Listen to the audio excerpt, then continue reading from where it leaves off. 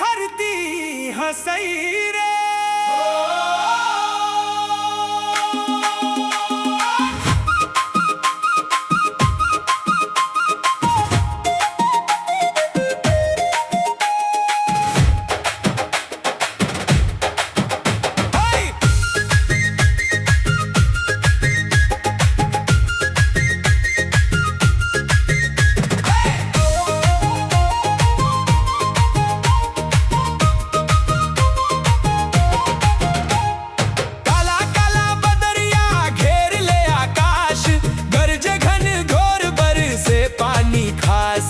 डोंगरी पहाड़ी नदियां मुस्काए, बरखा के संग संग खेती के दिन आए। भोर होवत ही किसान उठ जाते, बैला लसंग ले नांगर जोता थे। खेत के मेड़ में गूंजे गीत सुहाना, माटी संग जुड़ गए सबके जवाना। धान के बियारा तैयार हो गए, हरियर सपना खीमा बोगे। भुट्टा कोदो कुटकी डार थे, मेहनत के पसीना धरती मझार थे। बरखा आए रे खेत लगू लाए रे, धान बो अब संगी समय नहीं गवाए रे। नांगर चलाए रे धरती सजाए रे, मेहनत के फल ला घर घर लाए रे। बरखा आए रे खेत लगू लाए रे, धान बो अब संगी समय नहीं गवाए रे। नांगर चलाए रे धरती सजाए रे, मेहनत के फल ला घर घर लाए रे।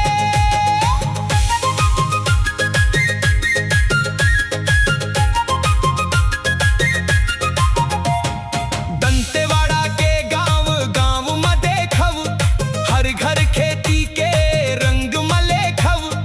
दाई दीदी रोपा लगा थे, बाबू भैया खेत संवार थे।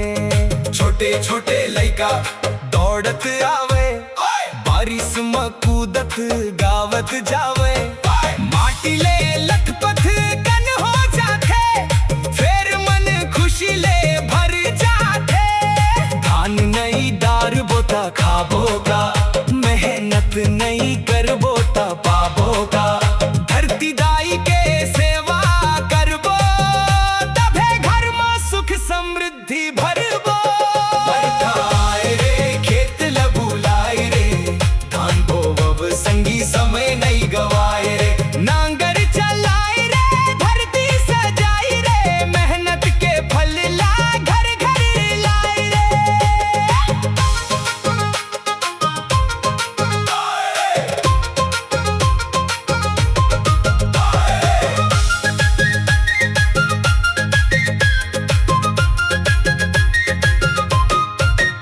इंद्रावती किनारा गाथा गावई, बरखा के बूंदा राग सुनावई।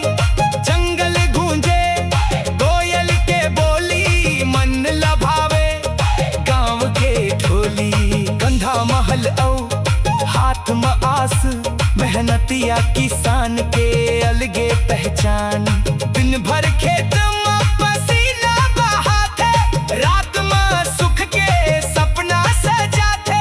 हरियर हरियर लहराए थाना, देख के खुश हो जाते जमाना। सोना जैसन फसल जब आवे, किसान के चेहरा चमक उठे जावे। अरे संगी हो खेती हो जीवन के आधार, मेहनतिया मन के ये संसार। धरती दाई के गोदी में पलथन, बरखा संग नवा सपना बुनथन। रोबा लगावत गावत जाते, थकान लहसी में भुलावत जाते। गांव के एकता देखे बनते, सुख दुख सब संग संग रही थे। कोनो अमीर कोनो गरीब नहीं, मेहनत के आग फरक कुछ नहीं। सब मिलजुल के काम कर थे, धरती में खुशहाली भर थे। धान भुट्टा कोदो अरहर, सब फसल देवै सुख के अवसर। खेत